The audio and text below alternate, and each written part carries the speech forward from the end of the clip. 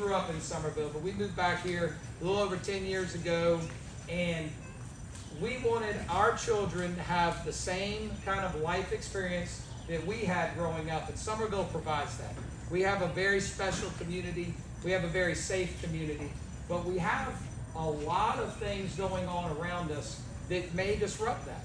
And we need a leader who's going to create some consistency in the mayor's office to preserve the charm and sense of community that we love, keep us safe, take care of the little things that are very important when you're within a municipality, but also work the long haul, creating a long-term vision that we can work towards for years and years to come.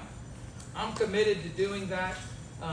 3 quick things. I know everybody's kind of warm. You know, you didn't come here just to listen to me speak, but 3 quick things that I'm really going to focus on.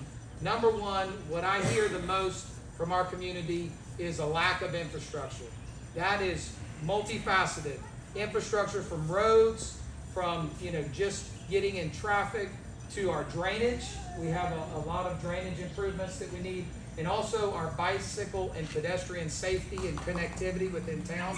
These are quality of life issues that if we don't focus on them and we don't work with our partners and have a comprehensive solution to them, our quality of life is going to continue to erode.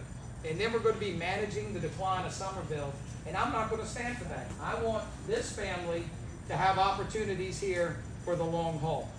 Another thing that I think is very important, you know, I joined town council, I was elected in 2021. Last year was my first year on town council representing District 3. And in our first budget retreat, before I'd been in for 6 months, we're looking at a budget where we are balancing it with one-time federal dollars, ARPA funds, one-time federal dollars. We had already cut out cost of living increases that our high-quality staff deserve. We had already cut out capital expenses that, just like replacing police cars or your fire trucks, these are things that come at you every year. You need to have some investment in your capital every single year. We had cut that out, and we were still balancing the budget. That's unacceptable. To me, that demonstrates that we don't have a long-term vision, we don't understand the real expense of the town, and we don't have capital funds, we don't have infrastructure funds, and we're not planning appropriately. So prioritized spending is something I'm going to work on diligently, and that's going to take time because money does not grow on trees.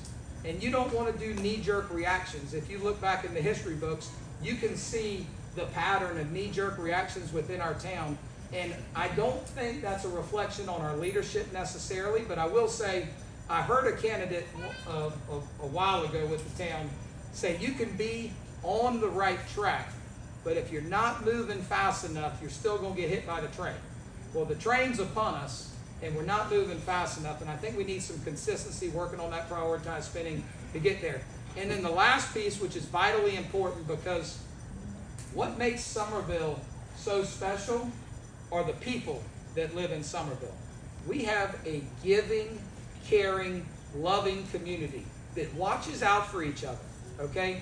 We don't have one of those communities that pits each other against each other. We don't have communities where there's cross sections that are this way and that way. We have a community that all pull together, support our nonprofits, support each other, and support the community. So partnerships is that third component that I'm going to bring. We need partnerships.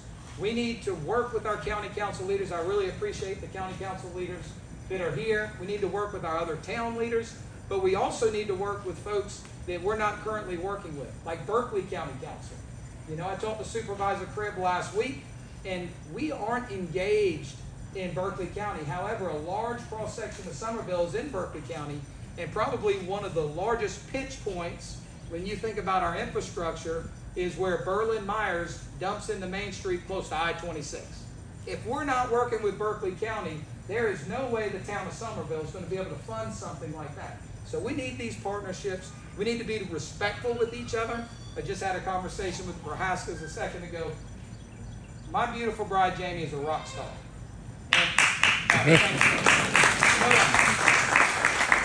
It may surprise you that we disagree sometimes. Heaven forbid. You're wrong. But may surprise you. Probably not. But even Jamie and I, because we show mutual respect, we talk about things like adults, we're able to be married coming this June for 20 years. And we have a beautiful family. And that's the same type of relationship building that I'm going to use with all of our partners. I'm going to talk to them. We're going to disagree. We're going to talk through issues.